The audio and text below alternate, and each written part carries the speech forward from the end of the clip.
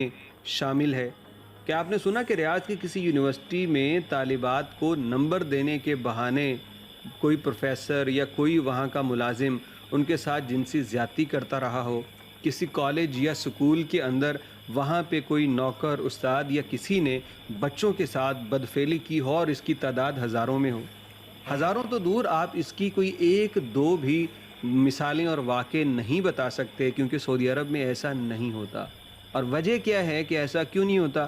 وہاں پہ انسان نہیں رہتے، ان کے اندر خواہشات اور حیوانیت اور گناہ کرنے کا کیا عنصر نہیں ہوتا؟ بالکل ہوتا ہے، لیکن وجہ یہ ہے کہ یہاں انصاف ہوتا ہے۔ یہاں پہ خواتین، بچوں، عورتوں، کسی کے ساتھ بھی کچھ غلط کر دینے والے کو نشان عبرت بنا دیا جاتا ہے، جیسا کہ مشرقی ریجن میں کل ایک سعودی شہری کو بنا دیا گیا۔ تفصیلات یہ بتائی گئی ہے کہ مشرقی ریجن کا ایک سعودی شہری ہے جس کا نام محمد بن عقیل بن عیسیٰ القرنی ہے۔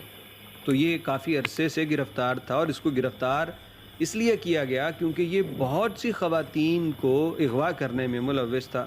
پھر جن کو اغوا کر لیتا تو انہیں کسی ویران جگہ میں لے جا کے تشدد کرتا اور ان کو زیادتی کا نشانہ بنا کے فرار ہو جاتا۔ یہ شخص کچھ اس طرح سے کارروائیاں کر رہا تھا کہ پے در پہ واقعات ہوتے رہے، اور پولیس کو رپورٹ کرنے کے باوجود یہ جلدی نہ پکڑا گیا، اور اس بیچ اس نے کئی خواتین کو تشدد کا نشانہ بنا لیا۔ پھر جب یہ پولیس کی تحویل میں آیا تو اس کا کیس چلا، اور جلد ہی فیصلہ ہو گیا کہ اس بندے نے بہت غلط کیا ہے، لہذا اس کا سر قلم کیا جائے، نشان عبرت بنا دیا جائے۔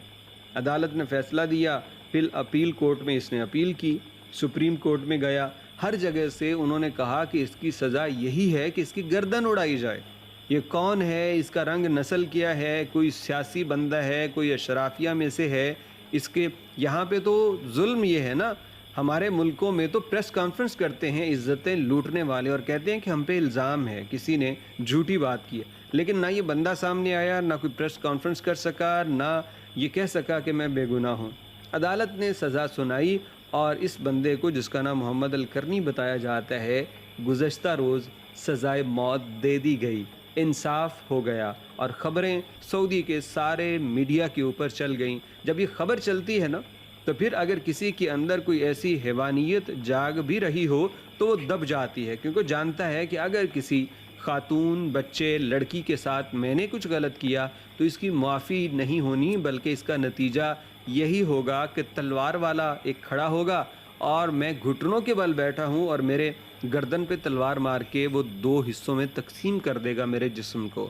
تو جب یہ خوف، جب یہ فضا قائم ہو تو وہاں پہ پھر جنسی استحصال نہیں ہوتے۔ لیکن جن معاشروں میں آزادانہ عورت مرد کا اختلاط ہو، اور پھر عدالتوں کا نظام یہ ہو کہ جتنا بڑا مجرم اتنا زیادہ پروٹوکول، اور قاتلوں کو، زانیوں کو جج جو عدالتی کرسی پہ بیٹھے ہیں وہ صاحب کر کے بلائیں کہ فلاں صاحب نہیں آئے، جب ایسی باتیں ہوں گی تو پھر میرے عزیز دوستو وہاں پہ مجرموں کے حوصلے بڑھیں گے، عزتیں لٹتی رہیں گی، غریب ماؤں کے بے گناہ بچے کسی ظالم کی گولیوں، لاٹھیوں کا نشانہ بنتے رہیں گے۔